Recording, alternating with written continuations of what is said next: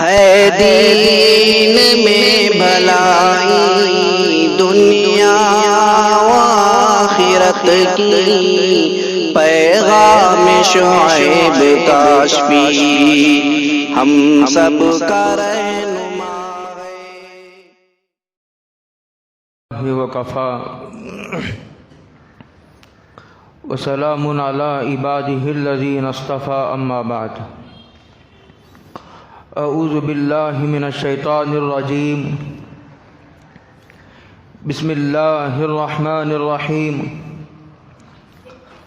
وما كان لمؤمن ولا مؤمنة إذا قضى الله ورسوله أن يكون لهم الخيرة من أمرهم ومن يعص الله ورسوله فقد ضل ضلالا مبينا۔ صدق اللہ مولانا العظیم۔ قابل قدر بزرگوں، دوستوں، بھائیوں، السلام علیکم ورحمۃ اللہ وبرکاتہ۔ گزشتہ جمعہ یہ بات عرض کی گئی تھی کہ سرور کونین حضرت محمد مصطفیٰ صلی اللہ علیہ وسلم کی 11 ازواج مطہرات تھے۔ اس میں حضرت ام المؤمنین خدیجہ رضی اللہ تعالی عنہا کا کچھ تذکرہ کر کے بات ختم ہوئی۔ ارادہ ہوا کہ مختصر ہی صحیح ان 11 ازواج مطہرات کے تعلق سے کچھ روشنی ڈالی جائے۔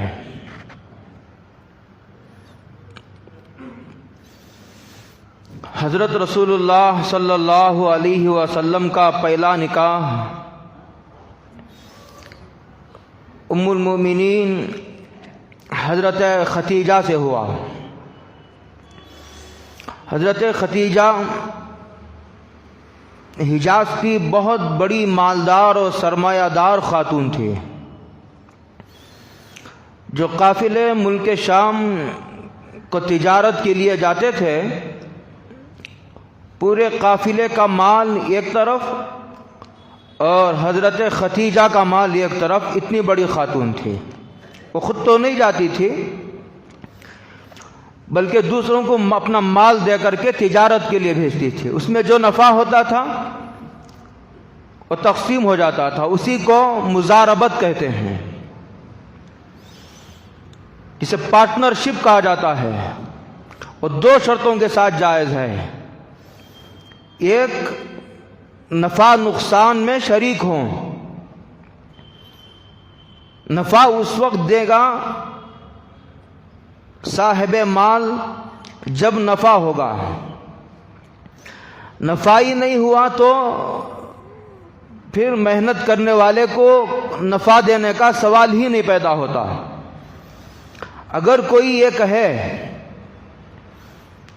کہ نفع ہو یا نہ ہو، مجھے تو ہر مہینہ اتنی رقم آپ کو دینی پڑے گی، تو وہ سود ہو جائے گا، وہ انٹرسٹ ہو جائے گا۔ دوسری شرط یہ طے ہونا ضروری ہے، کاروبار شروع ہونے سے پہلے معاملے کے ابتدا میں، کہ جو بھی نفع ہوگا تمہارا کتنا پرسنٹیج ہوگا اور میرا کتنا فیصد ہوگا۔ آپ کا 50 میرا 50، آپ کا 70 میرا 30، آپ کا 60 میرا 40، یہ پہلے سے طے ہونا شرط ہے۔ یہ 2 شرطوں کے ساتھ یہ مزاربت جسے کہا جاتا ہے وہ جائز ہے۔ اس کی بے شمار شکلیں ہیں، میں اس میں نہیں جانا چاہتا۔ حضرت خدیجہ کی تجارت کا یہ طریقہ کار تھا، اور حضرت خدیجہ بیوہ عورت تھی، 2 شوہروں کو پہلے دیکھ چکی تھی، ان سے بھی اولاد تھی حضرت خدیجہ کی۔ ایک شوہر سے 2 لڑکے تھے اور دوسرے شوہر سے 1 لڑکی تھی۔ تینوں نے حضرت محمد مصطفیٰ صلی اللہ علیہ وسلم کے دست حق پرست اسلام قبول کیا۔ تینوں صحابی ہیں۔ حضور کی خصوصیات اور ان کے اوصاف، ان کی خوبیاں اور ان کا چرچا تھا حضور کا، ان کی اخلاق حمیدہ اور ان کے معجزات جو نبوت سے پہلے پیش آئے، نبوت سے پہلے اور پھر دوران سفر جو احوال و حالات پیش آئے، اس کی وجہ سے حضرت خدیجہ کے دل میں نکاح کا شوق دامنگیر ہوا۔ اس سے پہلے حضرت خدیجہ کو بڑے بڑے سردار اور مالدار پیغام نکاح دے چکے تھے، جسے حضرت خدیجہ نے قبول نہیں کیا۔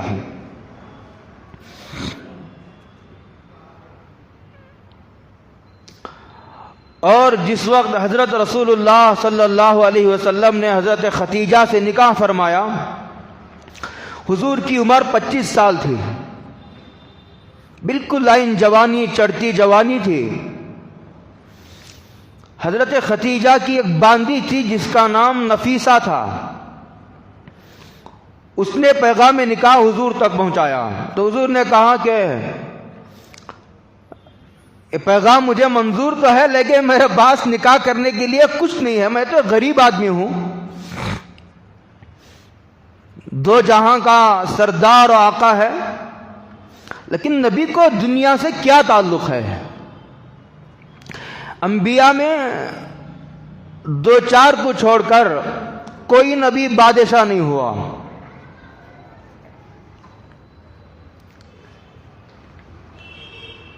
تو نکاح کا پیغام قبول ہو گیا۔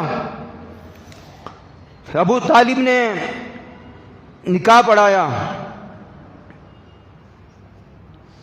اور جب تک حضرت خدیجہ سرور کائنات حضرت محمد مصطفیٰ صلی اللہ علیہ وسلم کے نکاح میں رہی، حضور نے کوئی دوسرا نکاح نہیں فرمایا۔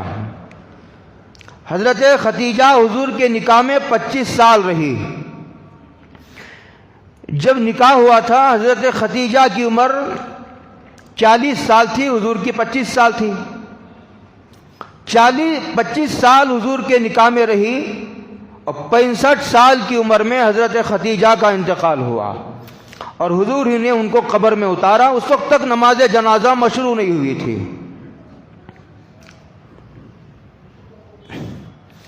حضور کی عمر 50 سال تھی جس وقت حضرت خدیجہ کا انتقال ہوا، اسی سال ابو طالب کا بھی انتقال ہوا، اسی لیے اس کو عام الحزن کہا جاتا ہے۔ یہ ہجرت سے پہلے کا واقعہ ہے۔ ہجرت تو 53 سال، 50 پر 3 سال کی عمر میں ہجرت کا واقعہ پیش آیا۔ اس سے 3 سال پہلے ابو طالب کا بھی انتقال ہوا اور حضرت خدیجہ کا بھی انتقال ہوا، اور جتنی اولاد ہوئی حضرت رسول اللہ صلی اللہ علیہ وسلم کی، وہ سب کی سب حضرت خدیجہ سے ہی ہے، ازواج مطہرات میں سے۔ ماریا قبطیہ ایک باندی تھی، 4 باندیاں تھی سرکار کی، پھر میں آگے ذکر کروں گا۔ اس میں ایک ماریا قبطیہ تھی جو حبشہ کے بادشاہ نجاشی نے سرور کائنات حضرت محمد الرسول اللہ صلی اللہ علیہ وسلم کو ہدیہ دیا تھا، اس سے حضرت ابراہیم پیدا ہوئے تھے۔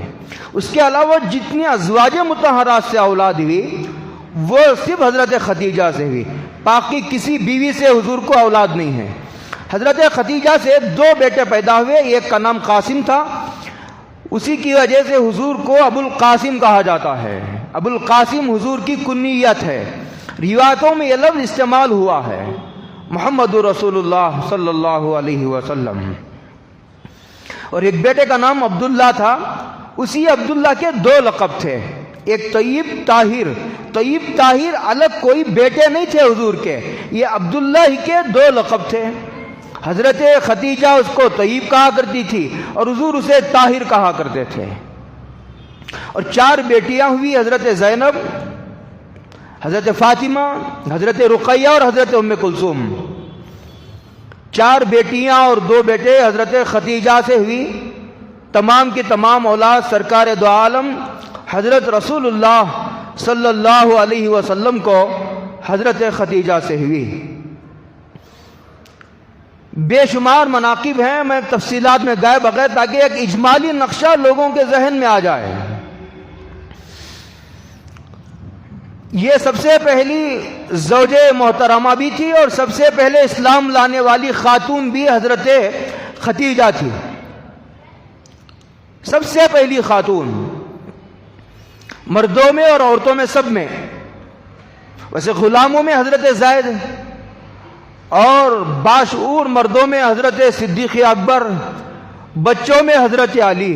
جب حضور کا نبوت کا اعلان ہوا حضرت علی بچے تھے۔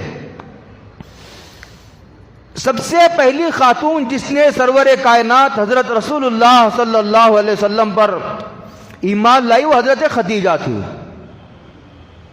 پہلی زوجہ محترمہ بھی وہی اور پہلی ایمان لانے والی خاتون بھی حضرت ختیجہ ہی تھی۔ حضرت عائشہ حضور کی تمام بیویاں بیوہ تھی، ایک ہی بیوی حضرت عائشہ ہیں صدیقہ رضی اللہ تعالی عنہ۔ آگے تذکرہ آئے گا تو عرض کروں گا، جو باکرہ تھی، کنواری تھی، اس کے علاوہ کوئی بیوی کنواری نہیں تھی، سب کی سب بیوہ تھی اور مطلقہ تھی، اس میں ایک مطلقہ بھی ہیں۔ حضرت عائشہ فرماتی ہیں کہ ما غرت علی احد من نساء النبی صلی اللہ علیہ وسلم الا ختیجہ، کہتے ہیں کہ مجھے حضرت ختیجہ کے علاوہ کسی پر غیرت نہیں آتی تھی۔ کسی نے پوچھا کہ وہ تو اس کے انتقال کے بعد تو آپ کا نکاح ہوا،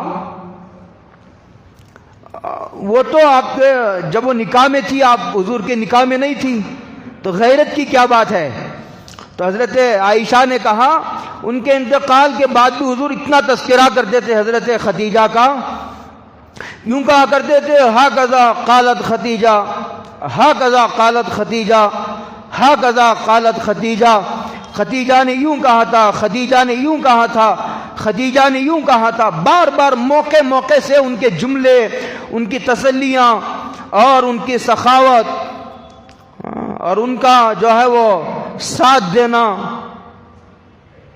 ان کی حمایت کرنا، وہ سارا یاد آتا تھا۔ اور یہ بھی فرمایا حضور نے ایک مرتبہ کہ عائشہ تم میرے نکاح میں اس وقت آئی ہو جس وقت قیصر و کسریٰ میرے قدموں میں پڑے ہوئے ہیں، لیکن ختیجہ نے اس وقت ساتھ دیا ہے جس وقت پوری روئے زمین پر اللہ کی ذات کے علاوہ میرا ساتھ دینے والا کوئی نہیں تھا اس روئے زمین پر۔ 65 سال کی عمر میں انتقال ہوا، اور ایک روایت میں آتا ہے ایک مرتبہ حضرت جبریل آئے اور کہا کہ اللہ کے نبی آپ پر سلام ہو، اللہ تعالیٰ ختیجہ کو سلام کہہ رہے ہیں، اللہ کا سلام لے کر کے میں آیا ہوں تمہاری خدمت میں کہ ختیجہ کو میرا سلام سناؤ، اللہ نے مجھے بھیجا ہے صلی اللہ علیہ وسلم۔ دوسری زوجہ محترمہ حضرت سودا تھی، جس ترتیب سے میں ذکر کر رہا ہوں نکاح بھی اسی ترتیب سے ہوا ہے۔ دوسری جو زوجہ محترمہ امہات المؤمنین تھی، حضور کی ہر نبی ایمان والوں کی مائیں ہیں، اسی لیے قرآن کریم کا یہ فیصلہ ہے وَلَا تَنْكِحُوا أَزْوَاجَهُ مِن بَعْدِهِ أَبَدًا، نبی کی بیویوں سے، کسی بھی بیوی سے نبی کے انتقال کے بعد نکاح کرنا جائز نہیں۔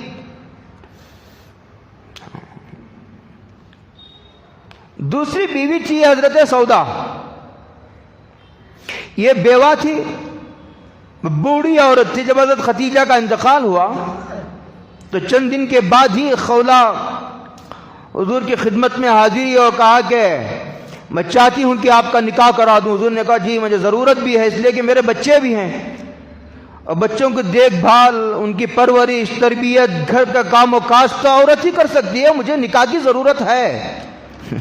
میں نے کہا بار بار میں اشارہ دے رہا ہوں کہ شریف لوگ حلال سے نہیں شرماتے، حرام سے شرماتے ہیں، اور یہاں قصہ الٹا ہے، لوگ جو وہ حلال سے شرماتے ہیں اور حرام کے پیچھے آنکھیں ملوث ہیں، کان ملوث ہیں، زبان محفوظ نہیں، ہاتھ شرمگاہ تک خطرے میں ہے، اور نکاح سے شرما رہے ہیں، اور بیوہ عورتوں کی نکاح کو معیوب سمجھ رکھا ہے۔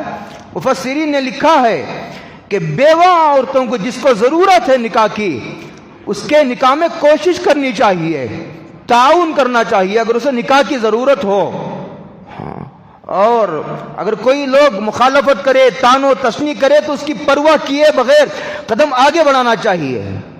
اب کچھ بھی کرو تو دنیا تو تانا دے گی، اچھا کرو تو بھی تانا، برا کرو تو بھی تانا۔ یہ دنیا ایسے ہی ہے، اس کی طبیعت ہی ایسی ہے، اس کی ساخت ہی ایسی ہے۔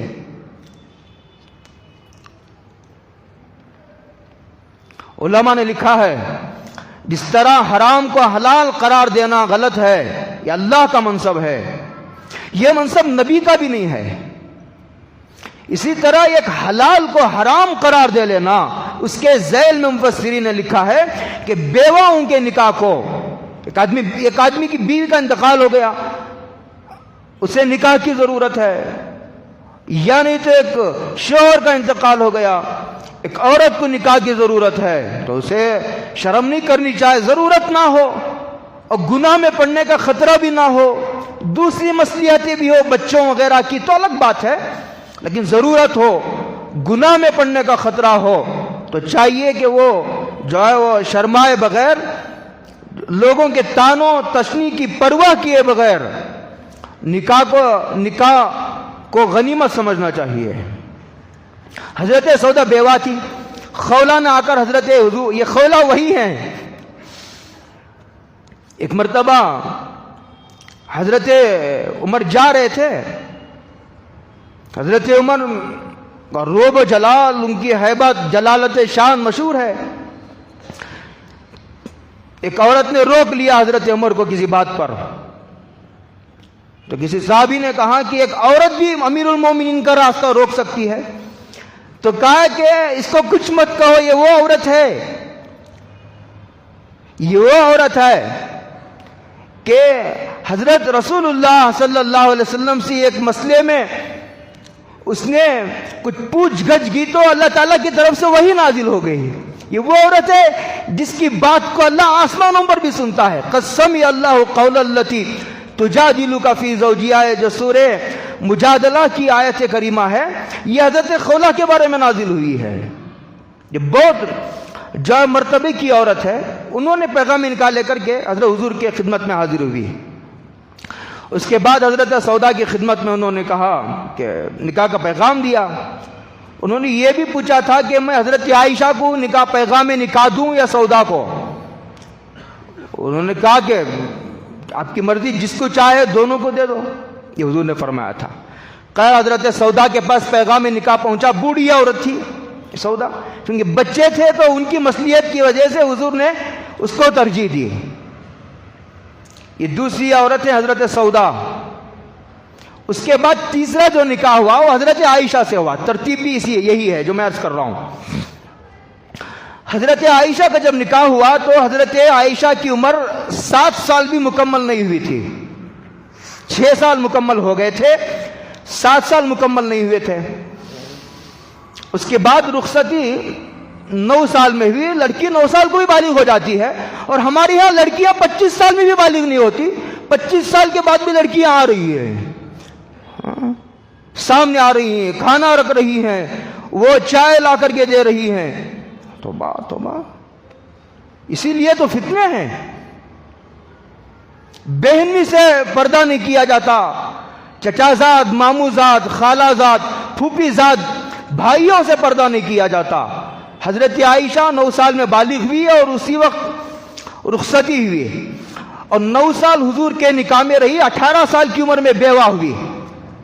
اس کے بعد 48 سال زندہ رہی، 60 پر 6 سال کی عمر میں حضرت عائشہ کا انتقال ہوا۔ بڑی فضل و کمال کی مالک تھی، بڑی فضل و کمال کی۔ حضور نے ان کے والدہ کے بارے میں فرمایا، ام رومان کے بارے میں، کہ یہ عورت تو جنت کی حور ہے، حور۔ خوبصورتی میں فرمایا تھا یا پاک دامنی میں فرمایا تھا، مجھے یاد نہیں ہے، فرمایا تھا کہ یہ جنت کی حور ہے۔ حضرت عائشہ کی والدہ کے بارے میں فرمایا تھا۔ اور صدیق اکبر کا مقام تو انبیاء کے بعد سب سے بڑا مقام ہے۔ حضور نے خود فرمایا کہ روئے زمین پر انبیاء کے بعد سب سے بڑا مقام ابو بکر صدیق کا ہے رضی اللہ تعالی عنہ۔ باپ صدیق اکبر، ماں جنت کی حور، ان دونوں سے پیدا ہونے والی بیٹی کیسی ہو گیا اندازہ لگو، جس کو حضور کی زوجیت کے لیے جس کا انتخاب ہو رہا ہے۔ جس طرح انبیاء کا انتخاب ہوتا ہے، اسی طرح صحابہ کا بھی سلیکشن ہوا ہے۔ الگ تک نظام نہیں چل رہا کائنات کا، اسی طرح حضور کی ازواج کے لیے بیویوں کا بھی انتخاب ہوا ہے باقاعدہ۔ تو ان کا نکاح 6 سال کی اور 9 سال کی عمر میں رخصتی ہوئی، 9 سال حضور کے نکاح میں رہی، 18 سال کی عمر میں حضرت عائشہ بیوہ ہوئی۔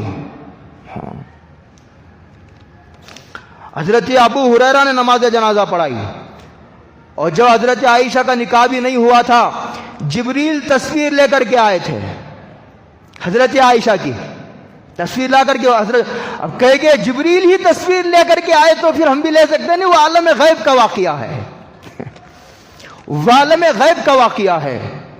تم بھی عالم غیب میں چلے جاؤ تو پھر اس وقت بات کریں گے، یہ اس دنیا کا واقعہ نہیں ہے۔ حضرت جبریل نے تصویر دکھائی حضرت عائشہ کی،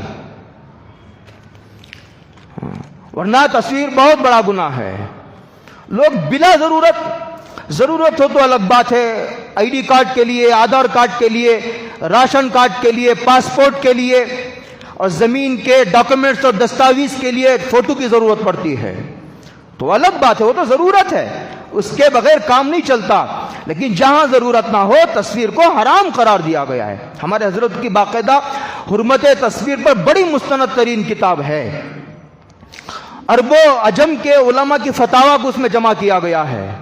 لوگ بلا ضرورت تصویر رکھتے ہیں، حدیث میں ہے، میں دوسری طرف نہیں جانا چاہتا، جس گھر میں جاندار کی تصویر ہوتی ہے وہاں فرشتے نہیں آتے۔ لوگ ایک نفسانی لذت کے لیے فرشتوں کی برکتوں سے محرومی پر راضی ہیں۔ حضرت عائشہ کی تصویر لا کر کے انہوں نے دکھایا۔ حضرت عائشہ فرماتی تھی رضی اللہ تعالیٰ عنہ، بہت سارے فضائل ہیں، بہت بڑے عالمہ تھی، صحابہ میں بھی اور صحابیات میں بھی حضرت عائشہ سے بڑی کوئی عالم نہیں تھی، اسی لیے بڑے بڑے صحابہ حضرت عائشہ کی خدمت میں حاضر ہوتے، سوالات کرتے۔ حضور کی نبوت کا آدھا علم حضرت عائشہ کو محفوظ تھا رضی اللہ تعالی عنہ، اور کہتی تھی حضرت عائشہ میں ہی ایک وہ لڑکی ہوں جو باکرہ تھی جو حضور کے نکاح میں آئی، باقی سب بیوہ تھی، اور یہ کہتی تھی کہ حضور بیویوں میں سب سے زیادہ مجھے ہی چاہتے تھے، اور یہ کہتی تھی کہ اس روئے زمین پر سب سے زیادہ محبت حضور کو میرے والد صدیق اکبر سے تھی، ابو بکر صدیق سے، میں ان کی بیٹی ہوں، اور یہ کہتی تھی کہ حضور کا انتقال میرے گود میں ہوا ہے، حضور کا چہرہ میری ران پر تھا، حضور کی روح قبض ہوئی ہے، اور میرے کمرے میں حضور دفن ہوئے ہیں، انتقال بھی وہی ہوا، وہیں دفن ہوئے، اور یہ فرمایا میں اور حضور ایک بستر میں لیٹتے تھے، یہ کمبل میں اوڑھ کر حضرت جبریل تشریف لاتے تھے، اور یہ بھی فرمایا کہ تمام حضور کی تمام بیویوں میں جبریل کو دیکھنے والی میں اکیلی بیوی ہوں، باقی کسی بیوی کو یہ شرف حاصل نہیں ہے، اور یہ بھی فرمایا کہ میری خصوصیت یہ بھی ہے ہر بیوی کو ایک دن، جس کے 2-4 بیویاں ہیں، ہر دن ایک بیوی کے پاس رات گزارنا ضروری ہے، باری کا اعتدال ضروری ہے۔ لیکن حضرت سودا بوڑھی تھی، انہوں نے کہا کہ میری باری میں حضرت عائشہ کو دیتی ہوں، اسی لیے حضور حضرت عائشہ کے پاس 2 دن گزارا کرتے تھے، 2 رات حضرت عائشہ کے بعد گزارا کرتے تھے۔ اور پھر یہ فضیلت بھی حضرت عائشہ کو حاصل ہے کہ جب منافقوں نے حضرت عائشہ پر تہمت لگایا، تہمت باندھا، تو اس وقت سورہ نور کے 2 رکوع حضرت عائشہ کی برات میں نازل ہوئے، آسمانوں سے نازل ہوئے۔ حضرت عائشہ کہتی تھی کہ یہ ساری میری خصوصیات ہیں۔ یہ تیسری بیوی تھی۔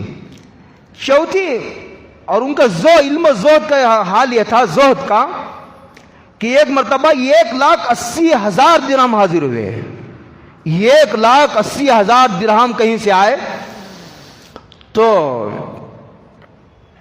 پورے تقسیم کرنے کے لیے حضرت عائشہ بیٹھ گئی، باندھی بھی تھی، دیتی تھی، وہ تقسیم کرتی تھی. اعلان کرو، اعلان کروایا پہلے کہ مدینے کی گلیوں میں اعلان کرو کہ غریبوں کے درمیان مال تقسیم ہوگا. 1,80,000 درہم تقسیم کیا. تقسیم کرتے رہے، تقسیم کرتے رہے، یہاں تک کہ پورا تقسیم کر دیا. جب پورا تقسیم ہو چکا تو باندی نے عرض کیا کہ آپ روزے سے ہیں، افطار کے لیے کچھ نہیں ہے، افطار کے لیے اگر کچھ رکھ لیتی تو بہت اچھا تھا. حضرت عائشہ نے فرمایا کہ باؤلی پہلے کیوں نہیں کہہ دیا. یہ حال تھا حضرت زہد کا. اور جب جب مال آتا تھا تقسیم کرتے تھے، جب جب مال آتا تھا تقسیم کرتے تھے. جن کو اللہ نے مال دیا ہے وہ یہی اسی دنیا میں ان کو مال خرچ کرنے کا حکم ہے. اگر سیدھے ہاتھ سے گھی نہیں نکلتا تو اللہ کو ٹیڑھے ہاتھ سے بھی گھی نکالنا آتا ہے. ایک روایت میں ہے، وہ سند کے اعتبار سے وہ روایت ضعیف ہے، حضرت شیخ نے بھی فضائل صدقات میں اس کو نقل کیا ہے، لیکن مضمون صحیح ہے اس حدیث کا. اور نکالے کہ جب آدمی مال خرچ نہیں کرتا تو اللہ مصیبتیں ڈال کر کے صدقے کے راستے سے اس کا مال خرچ کرنے پر مجبور کرتے ہیں. بیماری ڈال دی، اب مجبور ہوتا ہے آدمی مال خرچ کرنے پر. مصیبت آ گئی، روتا ہے. کبھی ایسا بھی ہوتا ہے، میں آپ کو کیا سنا ہوں کہ لوگ سمجھتے ہیں کہ پیسوں سے ہر ضرورت آدمی کی پوری ہو جاتی ہے، لیکن میں جو ہے کئی ماہ سے ایسے بیماروں کو دیکھ رہا ہوں جن کے پاس مال ہے، دولت ہے، جن کے پاس بنگلے ہیں، لیکن ڈاکٹروں نے جواب دے دیا ہے کہ ان کا علاج ہمارے پاس نہیں ہے، تمہاری دولت تم کو مبارک. تو حضرت عائشہ کے زہد کا یہ حال تھا، دنیا کی بے رغبتی کا یہ حال تھا.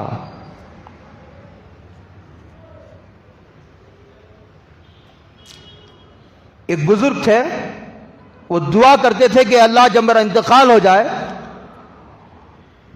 تو قبر میں مجھے نماز پڑھنے کی اجازت دے دیجیے. تو خیر ان کا انتقال ہو گیا، دفن کر دیا گیا. بعد میں کسی نے خواب میں دیکھا تو وہ قبر میں کھڑے ہو کر کے نماز پڑھ رہے ہیں. جنہوں نے خواب میں دیکھا ان سے انہوں نے کہا یا مجھے نماز پڑھنے کی اجازت تو دے دی گئی ہے، لیکن میں قیامت تک بھی نماز پڑھتا رہوں گا تو مجھے ایک نیکی بھی نہیں ملے گی. میں نے صرف اپنی تسلی کے لیے مجھے اجازت دے دی گئی ہے، لیکن جس جگہ تم ہو اس وقت، جس دنیا میں، جس عالم میں، وہاں ایک سبحان اللہ کہنے کا بھی بہت بڑا مقام ہے، وہ ایک روپیہ خرچ کرنے کا بھی بہت بڑا مقام ہے. یہ وہ دنیا ہے. یہ تیسری بیوی تھی حضرت عائشہ. یہ سب سے پہلے حضرت ختیجہ، دوسری حضرت سودا، تیسری حضرت عائشہ، چوتھی تھی حضرت حفصہ. یہ بھی بیوہ تھی. ان کے شوہر کا انتقال ہو گیا تو حضرت فاروق اعظم نے سب سے پہلے حضرت عثمان غنی رضی اللہ تعالیٰ عنہ کو پیغام نکاح دیا کہ میری بیٹی حضرت حفصہ سے نکاح کر لیں. انہوں نے کہا کہ میں سوچ کر کے جواب دوں گا. پھر اس کے بعد جواب کچھ نہ آیا تو صدیق اکبر کی خدمت میں پیش کیا. جب لڑکا اچھا ہوتا ہے نا تو آگے بڑھ کر کے لے لینا چاہیے اسے. گوشت اچھا ملتا ہے تو دور جا کے نہیں لاتے. جب لڑکا اچھا ہوتا ہے تو پیش قدمی کر کے اسے ہاتھوں ہاتھ لے لینے کی ضرورت ہے. فاروق اعظم نے پھر صدیق اکبر پر پیش کیا. انہوں نے کہا کہ میں بھی سوچ کر جواب دوں گا. خیر اس کے بعد ابھی جواب دونوں طرف سے نہیں آیا. اتنے میں سرکار دو عالم حضرت محمد مصطفیٰ صلی اللہ علیہ وسلم کا جواب آ گیا. جب جواب آیا اس کے بعد فاروق اعظم سے مل کر کے صدیق اکبر نے کہا کہ مجھے پہلے سے معلوم تھا کہ حضرت حفصہ سے حضور کے نکاح کا ارادہ ہے. میں اس راز کو فاش نہیں کرنا چاہتا تھا لیکن مجھے معلوم تھا، اس لیے میں نے کچھ جواب بھی نہیں دیا اور راز کا افشا بھی نہیں کیا. راز کا افشا بھی نہیں کیا. اس کے بعد حضرت حفصہ سے سرکار دو عالم صلی اللہ علیہ وسلم کا نکاح ہوا. پہلے سے یہ بھی بیوہ تھی. تمام ازواج مطہرات بیوہ ہی تھی، صرف حضرت عائشہ ہی باکرہ اور کنواری تھی. اس کے بعد حضرت ام المومنین حضرت زینب بنت خزیمہ، دو زینب ہیں، ایک زینب بنت خزیمہ بھی حضور کی بیوی ہے، ایک زینب بنت جہش یہ بھی حضور کی بیوی ہیں۔ زینب بنت جہش یہ حضور کی پھوپھی ذات بہن ہے۔ دو بیویوں کا نام زینب ہے حضور کی، اور ایک بیٹی کا نام بھی زینب ہے، یہ بھی بیوہ تھی، ان کا نکاح بھی ہوا، یہ پانچویں بیوی تھی۔ اس کے بعد حضرت رسول اللہ صلی اللہ علیہ وسلم کا نکاح ہوا ام سلمہ، یہ بھی بیوہ تھی اور ان کی عمر بھی زیادہ تھی اور یہ بچے والی تھی۔ ان کے والد کا نام ابو سلمہ تھا۔ جب ابو سلمہ کا انتقال ہوا تو سرکار دو عالم صلی اللہ علیہ وسلم نے ابو سلمہ کو ایک دعا سکھلائی تھی کہ جب انسان پر کوئی مصیبت آئے، ایک مرتبہ حضور کی مجلس چل رہی تھی، ابو سلمہ موجود تھے مجلس میں، ابھی ابو سلمہ کا انتقال نہیں ہوا، باحیات ہیں، حضور کی مجلس چل رہی ہے۔ حضور نے ایک حدیث سنائی کہ اگر کسی آدمی کو کوئی مصیبت پہنچ جائے تو اسے شکوہ شکایت سے گریز کرنا چاہیے، شکوہ شکایت سے گریز کرنا چاہیے۔ مالک ہے وہ جو چاہے کرے، اسے حق ہے۔ مصیبت نہ آئے تو ہر آدمی فرعون بن جائے، آپریشن کی ضرورت پڑتی ہے، انجیکشن کی ضرورت پڑتی ہے، کبھی تو گولیوں سے کام چل جاتا ہے، کبھی انجیکشن کی ضرورت پڑتی ہے، کبھی آپریشن کی ہی ضرورت پڑتی ہے۔ بیانات سے تربیت نہیں ہوتی، تربیت تو حالات سے ہوتی ہے۔ جب تک حالات نہیں آتے آدمی ٹس سے مس نہیں ہوتا۔ اچھے اچھوں کی مسجد ٹوٹ کر ٹکڑے ہو جاتی ہے جب مصیبت آتی ہے آدمی پر، اس کی بہت ساری حکمتیں ہیں، اب میں اس طرف نہیں جانا چاہتا۔ حضور نے فرمایا جب مصیبت ہے کسی انسان پر زبان بند رکھو، اللہ کے فیصلوں پر راضی رہو اور یہ دعا پڑھو، اے اللہ میں اس مصیبت میں تجھ سے اجر کی امید رکھتا ہوں، احتسب فیہا اجرا واخلفنی خیرا منہا، اے اللہ جو چیز تو نے مجھ سے لے لی ہے اس کا نعم البدل عطا فرما، اس سے بہتر چیز عطا فرما۔ یہ دعا کرنا چاہیے، اللہ تعالیٰ اس کو اس کا نعم البدل عطا فرماتے ہیں۔ یہ دعا سکھلائی تھی۔ جب یہ حدیث سنی حضرت ابو سلمہ نے گھر جا کر اپنی بیوی ام سلمہ سے یہ حدیث سنائی کہ آج میں نے حضور سے عجیب حدیث سنی ہے۔ جب انتقال ہوا تو ام سلمہ کو وہ حدیث یاد آئی، لیکن دعا کرتے ہوئے ام سلمہ کو ذرا تردد ہوا۔ دعا تو حضور نے سکھلائی ہے، لیکن تردد یہ ہے کہ کیا ابو سلمہ سے بھی بہتر کوئی شوہر ہو سکتا؟ ابو سلمہ کا کیا سلوک اور رویہ تھا ہوگا ام سلمہ کے ساتھ؟ وہ دعا کرتے ہوئے جھجک محسوس کر رہی ہیں کہ دعا تو حضور نے سکھلائی ہے، لیکن کیا ابو سلمہ سے بھی بہتر کوئی شوہر ہو سکتا ہے؟ لیکن جب حضور نے سکھلائی تو دعا کر دی۔ جب دعا کی تو حضور نے نکاح میں پیغام بھیجا، عدت گزرنے کے بعد پیغام ہے۔ جب ان کو سمجھ میں آیا کہ واقعی پوری روئے زمین پر حضرت محمد مصطفیٰ صلی اللہ علیہ وسلم سے بہترین کوئی شوہر بہتر، حضور نے پیغام نکاح دیا تو انہوں نے کہا کہ حضور میرے اندر تین باتیں ہیں، یہ کہ ہے کہ میری عمر زیادہ ہے اور میں بچے والی عورت ہوں اور مجھے غیرت بہت ہے، یہ فرمایا۔ تو حضور نے فرمایا کہ ٹھیک ہے، عمر زیادہ ہو تو میں تمہیں قبول کرنے تیار ہوں، بچے ہیں تو میں انہیں بھی قبول کرنے تیار ہوں، رہا غیرت کا مسئلہ، ٹھیک ہے میں اللہ سے دعا کرتا ہوں کہ اللہ تعالیٰ تمہاری وہ غیرت کو کم کرے۔ غیرت تھی شوہر کی، میں کیا بتاؤں، میں ایک واقعہ سنوں گا، میں نام نہیں لیتا، میں نام بھی جانتا ہوں اس عورت کا، میں اس خاندان کو بھی جانتا ہوں جو واقعہ پیش آیا ہے۔ جب یہ ہندوستان میں حکومت کے ختم ہونے کا اعلان ہوا تو جب پولیس سیکشن ہوا تو 3 دن تک یہاں موجود ہیں بعض لوگ جنہوں نے وہ سما دیکھا ہے، لوٹ مار پورے جو ہے جنگل کا راج تھا، 3 دن عورتوں کی عزتیں عصمتیں لوٹی گئی۔ تو یہ ایک شریف خاندان کی عورتوں کو جب عزتیں لوٹنے کے لیے درندے آگے بڑھے تو ایک عورت نے اللہ سے دعا کی، اللہ آج تک کسی نامحرم نے مجھ پر نگاہ نہیں ڈالی، یہ درندے دست اندازی کی نیت کر رہے ہیں۔ تو زمین کو حکم دیا کہ میرے جینے سے بہتر ہے کہ میں زمین کے اندر چلی جاؤں۔ یہ کسی نبی اور صحابی کا واقعہ نہیں ہے، میں نام تک جانتا ہوں اس عورت کا، میں اس عورت کے خاندان کو میں جانتا ہوں. زمین پھٹی اور عورت زمین کے اندر چلی گئی. اللہ اکبر. جب آدمی اپنے بس کی کوشش کرتا ہے اپنی عصمت اور عفت کی حفاظت کی، جب اس کے بس سے باہر چلا جاتا ہے مسئلہ، پھر اللہ اپنی قدرت اور نصرت کا معاملہ فرماتے ہیں. جیسے حضرت یوسف نے اپنی پاک دامنی کی پوری نیت کی، پکا عزم و ارادے کے ساتھ دروازوں کی طرف بڑھے، اور جب بڑھ رہے تھے انہیں معلوم نہیں تھا کہ دروازے کھلیں گے، لیکن اپنے بس کی کوشش کرنے میں کیا ہے، آگے بڑھے تو ایک ایک دروازہ کھلتا چلا گیا. اللہ کی نصرت نے آگے بڑھ کر کے حضرت یوسف کو تھام لیا.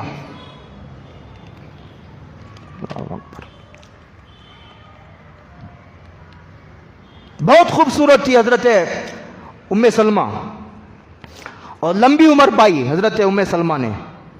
جہاں تک مجھے یاد ہے حضور کی ازواج مطہرات میں سب سے لمبی عمر پانے والی حضرت ام سلمہ ہیں. غالباً 84 سال کی عمر میں، 80 پر 4 سال کی عمر میں ان کا انتقال ہوا ہے.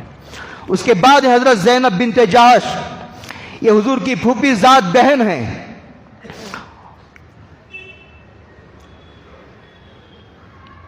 ان کا نکاح حضور نے زید بن حارثہ سے کیا تھا. زید بن حارثہ شروع ہی میں اسلام لانے والوں میں سے ہیں، یہ غلاموں میں سے تھے. قرآن کریم میں یہ ایک ہی صحابی کا نام آیا ہے، عورتوں میں صرف حضرت مریم کا، اور صحابہ میں صرف حضرت زید کا. حضرت زید حضور کے لے پالک منہ بولے بیٹے تھے، لے پالک بیٹے تھے. حضور کے پاس ہی رہنے لگے تھے.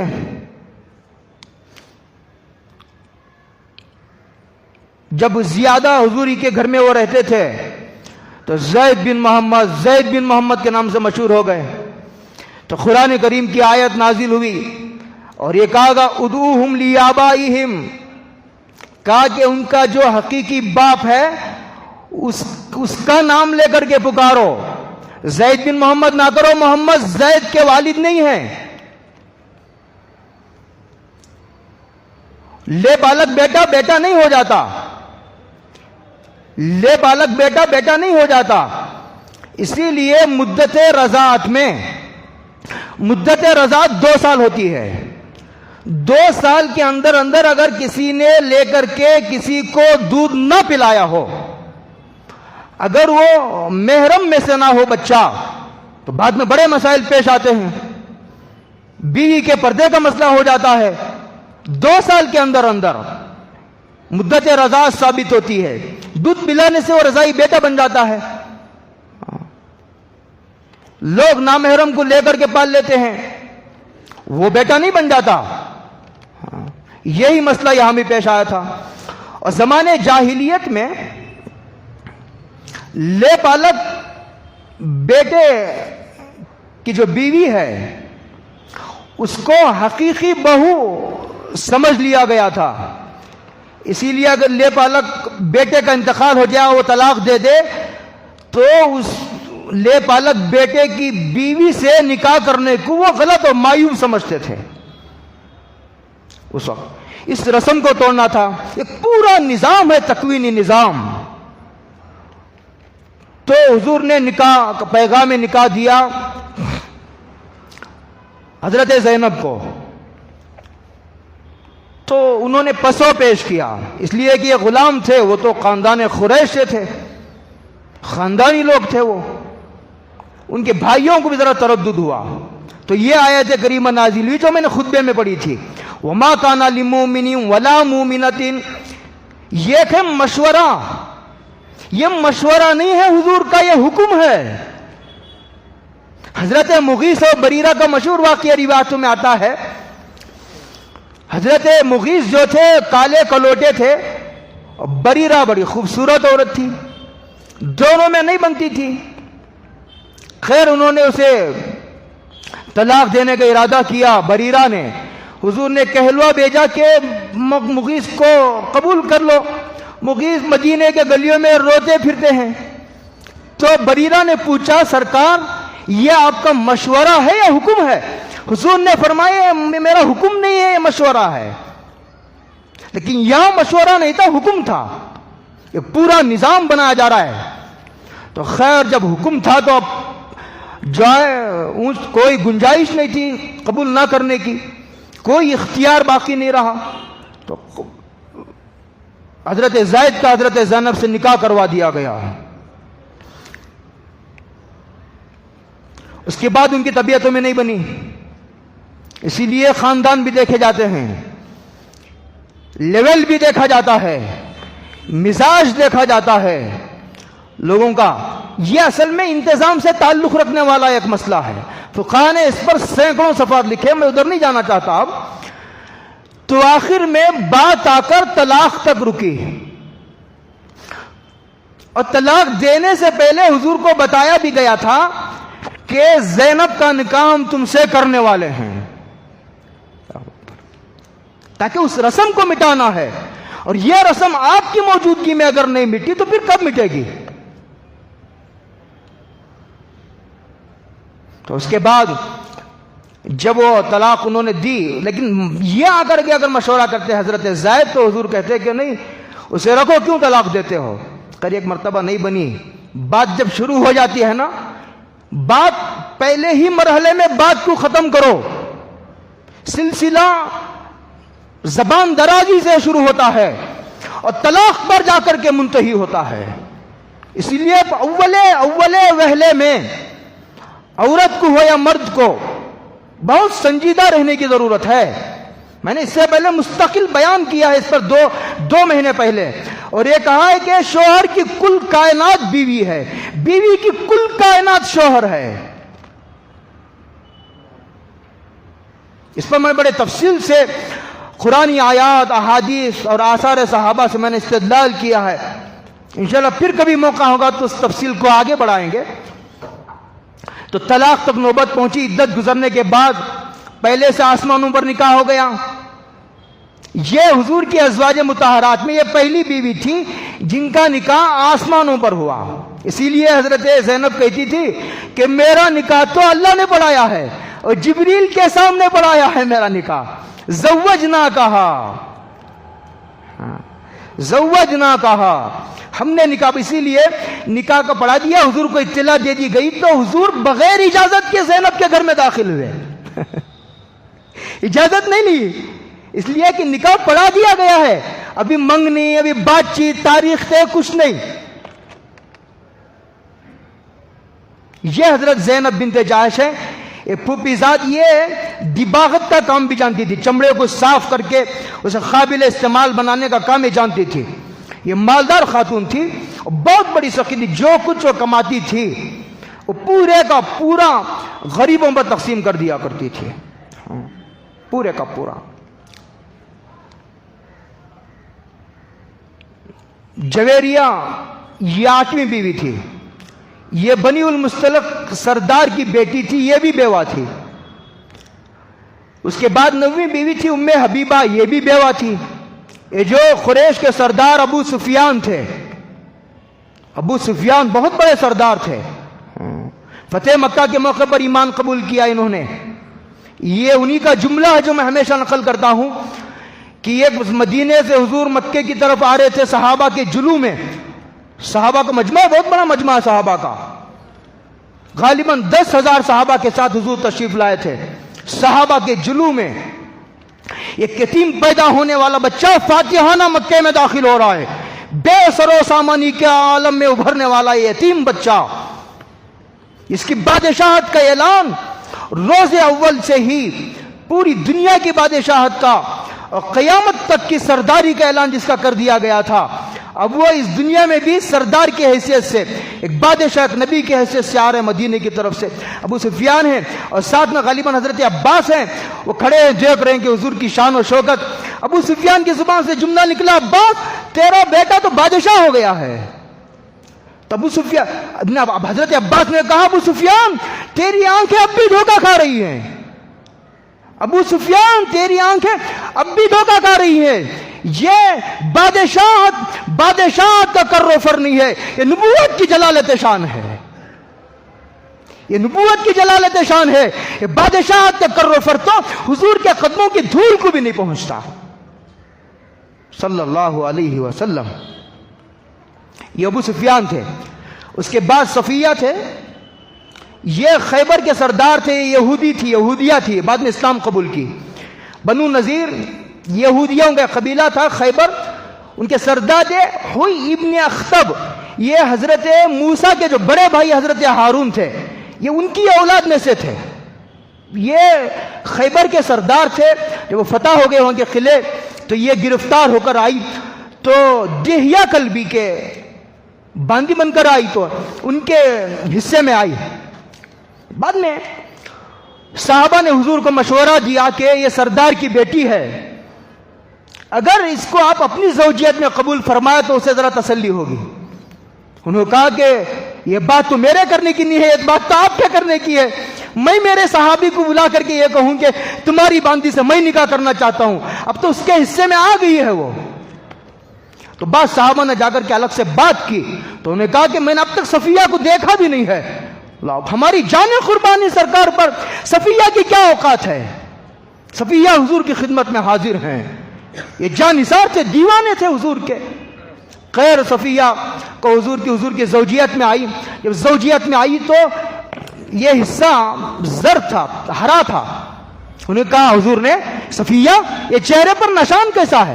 کہا حضور میں جب میرے شوہر کے نکاح میں تھی تو میں نے خواب دیکھا کہ یہ چاند نکل کر کے آسمان سے میرے بستر پر آ کر سو گیا ہے.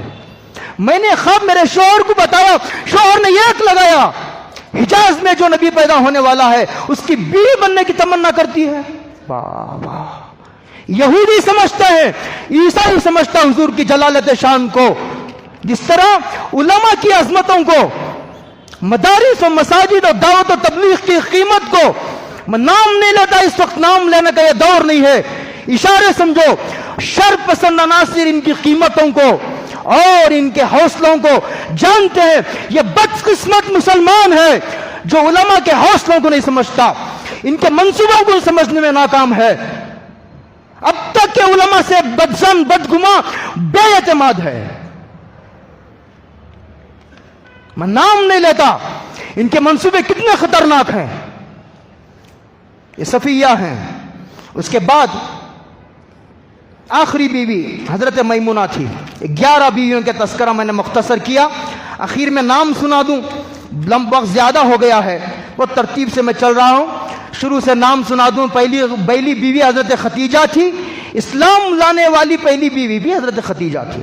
دوسری حضرت سودا, تیسری حضرت عائشہ, چوتھی حضرت حفصہ, اور پانچویں حضرت زینب, چھٹی حضرت ام سلمہ, اور ساتویں حضرت زینب بنت جہش, آٹھویں حضرت جویریہ, نویں حضرت ام حبیبہ, 10ویں حضرت صفیہ, 11ویں حضرت میمونہ. 11 بیویاں تھی. 2 اور بیویوں کی بھی تذکرہ ملتا ہے لیکن حضور نے ان سے ہم بستری نہیں کی, اس لیے ان کا تذکرہ کرنے کو میں نے غیر ضروری سمجھا. اللہ عمل کی توفیق عطا فرمائے. وآخر دعوانا ان الحمدللہ رب العالمین. یہ اعلان ہے بے ادب سے, دیکھو تمام مدارس کو, اور مدارس میں بڑے بڑے مدارس میں حدیث کا, قرآن کا درس 4 مہینے سے شروع ہو چکا ہے.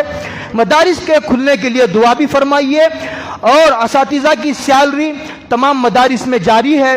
آپ یہ نہ سمجھے کہ مدرسے بند ہیں تو اساتذہ کی تنخواہیں بھی رک گئی ہیں. آپ حضرات اس بات پر غور کریں, اس لیے کہ میں بارہا کہا کرتا ہوں, ضرورت کو